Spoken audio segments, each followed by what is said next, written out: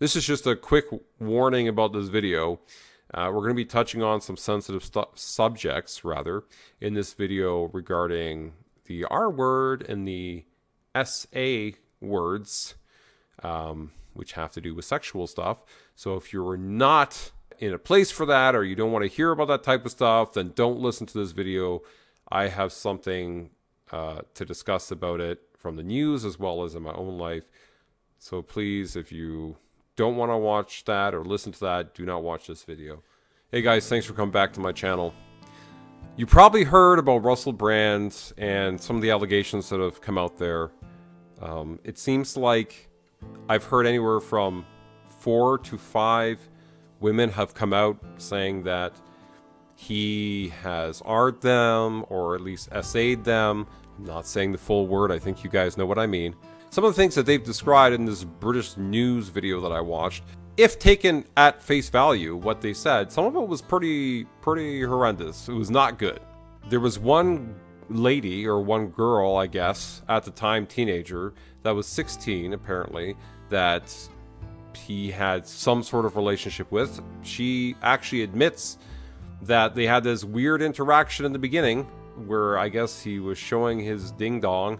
After that first weird interaction, they ended up actually having a relationship. So Russell Brand, I guess he would have been in his 30s or something at that point, something along that lines, was having a relationship with a 16-year-old, which in North America is like, what? But in Britain, actually a 16-year-old is considered an adult, so technically it was legal.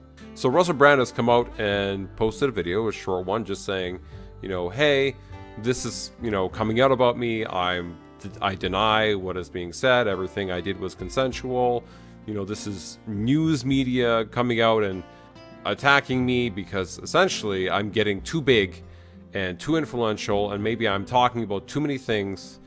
And he kind of hints almost like the Andrew Tate thing, where people are telling him, you know, Russell Brand didn't hang himself. Russell Brand didn't hang himself. Like Andrew Tate always says that. So if he gets hung like that, like, you know, it's like, obviously, you know, it's fake because he said he wouldn't kill himself. But amidst this litany of astonishing, rather baroque attacks are some very serious allegations that I absolutely refute. These allegations pertain to the time when I was working in the mainstream, when I was in the newspapers all the time, when I was in the movies, and as I've written about extensively in my books, I was very, very promiscuous. Now, during that time of promiscuity, the relationships I had were absolutely always consensual. I was always transparent about that then, almost too transparent. And I'm being transparent about it now as well. And to see that transparency metastasized into something criminal that I absolutely deny makes me question, is there another agenda at play? Particularly when we've seen coordinated media attacks before, like with Joe Rogan, when he dared to take a medicine that the mainstream media didn't approve of. And we saw a spate of headlines from media outlets across the world using the same language. I'm aware that you guys have been saying in the comments for a while, watch out, Russell, they're coming for you, you're getting too close to the truth. Russell Brand did not kill himself. I know that a year ago there was a spate of articles, Russell Brand's a conspiracy theorist, Russell Brand's right wing. I'm aware of news media making phone calls, sending letters to people I know for ages and ages. It's been clear to me, or at least it feels to me, like there's a serious and concerted agenda to control these kind of spaces and these kind of voices. And I mean my voice along with your voice. So in that clip, right, he goes on to say, Joe Rogan, they did this coordinated attack on him and that type of thing, you know, and you can just see how that translates to other figures. Like I mentioned Andrew Tate before being another one, and these different figures, when you get too powerful or you get too influential, then people come for you.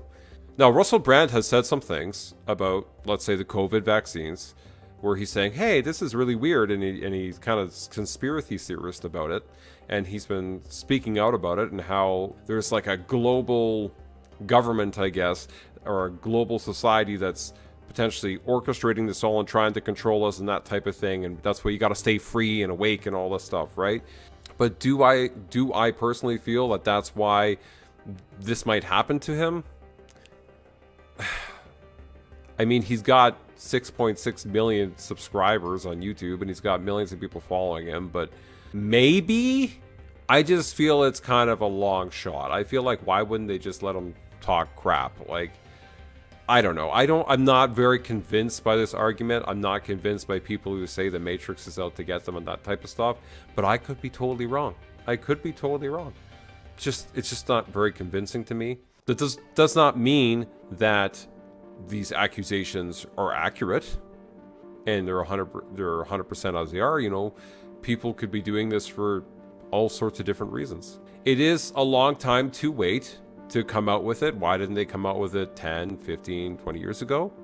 I mean, we can ask that question, and this will partially get into a story I'm going to tell, because I could see somebody taking some time to wait. When I was 12 years old, and I was like in grade 7 or so, it was like the summer, actually, I guess I was the summer between grade 6 and grade 7, but I was like 11 or 12, something like that. I guess because my birthday's in May, I would have been 12. I had a friend who was a girl who was my next door neighbor. One day she kind of got these ideas that we should play house. And I mean, I'll just preface this by saying, I think girls and boys around the same age kind of like might experiment and do things. Okay, so like, and this is a different case than Russell Brand's thing, all right? We're talking about a huge age disparity, but I'm just, bear with me for a bit. I'm just going to go down the story. So she wanted to play house. And so she would put on like Michael Jackson music, dance and be like, oh, take your clothes off. And we would get naked and be dancing. And then the next day I come over and she would be like, well, now we're going to play Nintendo. And we're going to play this game where we're going to play naked, but if I beat you, I get to play with your private part, and if you beat me, you get to play with my private part. And I was like, oh, okay, I just want to play Nintendo, was what I remember. I just wanted to play Nintendo. I think she hit puberty earlier than me, because at that point in my life, like 11 or 12, I was not really interested. So we're playing Nintendo, and she would just be cheating. So we, you know, reset the game or whatever so she could play with my private part. And yeah, sure, like I looked at hers once and I was like, oh, okay, like I saw it, and I was just like, I don't know what this is. I remember thinking it was like a cave and like bats were gonna fly out of it. I don't know why. It looked like a dank, damp, dark cave. Okay, women, I'm sorry. But that's what it looked like at the time. I remember thinking this. I'm like, bats are gonna fly out of this. And she would continuously want to play with my thing. And she was like obsessed with it. She was obsessed with it. So that day ends, next day comes, or next time we hang out, and she's like, oh, like, let's play that game, but, you know, if I win, you gotta lay on top of me, and we can be like husband and wife or something like that, or mom. I can't remember what she said, like parents or something. So she had made like this kind of fake bed downstairs or whatever, like put some blankets down and stuff. And of course she cheated so that she won. Like, she wanted to do it. The whole point was that the fact that she wanted to do it. So even if I won the game, it was still like, well, you lose. Got me to lay on top of her. And I remember telling her, like, I don't want to do this. I don't want to do this. And she was like, well, no, you have to do it. Because if you don't do it, I'm going to tell everybody what happened here, that we've been doing this. And I was so embarrassed by the fact of all the things that had happened. I was like, what? Like, what do you mean you're going to tell people? Like, if kids at school found out or my parents found out, like, I'm in big shit. So she got it in. She parked the car in the garage. And I remember I didn't really know a lot about sex at any point because my parents were very conservative. They never discussed it with me. So I just sort of thought to myself, like, oh, isn't this how kids are made? And I was like terrified of making a kid. So at some point I got away from her. Like, I got up, got away from her, got my clothes on and left. And she was like pretty upset. I went home. I didn't tell anybody what happened. Later on, we got together again. She came over to my house this time. I don't know why she came over to my house, but I I don't know what it was. I think my mom like let her in because we were friends. She's like, oh, she wants to come over and see you or whatever. So we were in the basement and she was like coming on to me again, like, hey, I want to continue what we did before. Like, you ran away on me. I remember again being like really uncomfortable with it, and I couldn't really get her to stop. She's like trying to like, she's forcing herself onto me. And so all I could think of at the time was, I'm just going to piss on her. So, because she had taken my clothes off again. So I just started peeing all over her on the couch. I just like started peeing because she was trying to be on top of me. I just started peeing and I peed all over her and peed on the couch, and she screamed and she like ran and went home. And I, sorry, this is a terrible story. That was kind of the last time we had an interaction like that. Now, what ended up happening was, I don't know how, but my mom realized at some point that something was wrong with me after these things had gone on. She wouldn't stop asking me like, hey, what's wrong? What's wrong? What's wrong? And I wouldn't really answer her. I kept trying to avoid her. And she actually cornered me at one point and like wouldn't let me leave the room. Like, she literally locked me in a room and she's like, you're not leaving until you tell me what's going on. Like, what happened? And I was like, does she know? Like, what? No, she didn't know, but she just had some motherly intuition. Started to kind of tell her what happened, and it slowly came out, and she was furious, of course. Furious at my neighbor, friend, and also furious at me. I got disciplined. My mother went and told my dad, who then, I guess they both went and talked to the neighbor's parents, told them, and then we had like this group meeting where they sat us both down, both the parents, and they were like, we know what happened. Made her tell the side, made me tell the side, and she was just kept denying shit like the whole time. Like, I didn't do that, and like putting the tears on and everything, and I was like, you think I just made this up? Like, I don't know. Regardless, I think the parents didn't quite believe her because she got in big trouble and they wouldn't let us be alone together anymore.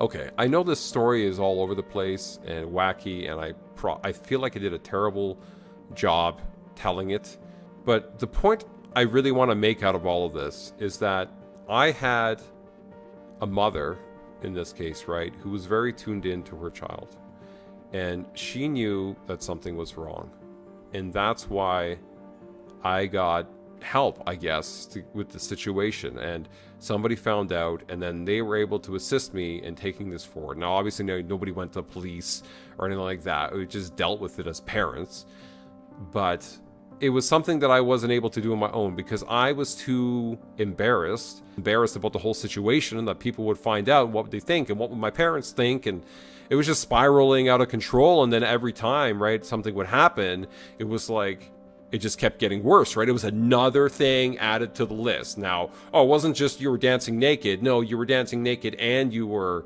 intercoursing. Like, it's just like another thing. And then every time it was something else. The point is, I had a parent who was good at understanding what was going on. I could read people and help me. I wish my parents had done more before that to explain to me sexual stuff, like sexual education, maybe building my confidence in some way, because I was not a very confident kid, so I didn't feel like I could handle those situations. And I did not get confidence until I went to college, or maybe my last year of high school. Before that, I was a very I had no confidence. I was doing badly in school, didn't have a lot of friends, like, it was not good. I'm gonna say this to all the parents out there, or if you're thinking about having kids, make sure that you have a connection with your child, with your kids, whatever age they are. I'm not just talking about 8-year-olds, 12-year-olds, 16-year-olds. Have a connection with them throughout their whole life so that you know when something is wrong, and so that you can, maybe you don't have to corner them, but get those things out of them. Make them feel like they're able to tell you anything. Because these types of people need help. They need somebody to help pull them out. And that could be the case for some of these women. And I'm not saying their allegations are true, but even if a portion of it is true, regardless, like, they waited this long, they needed help to realize that, you know, they could do something about it, or they could talk about it, or whatever. Make sure that you have those conversations early with your kids about sexual education things. Make sure that you build them up. Don't tear them down. Make sure your kids have confidence and know how to look after themselves. You know, that they are able to deal with real world problems.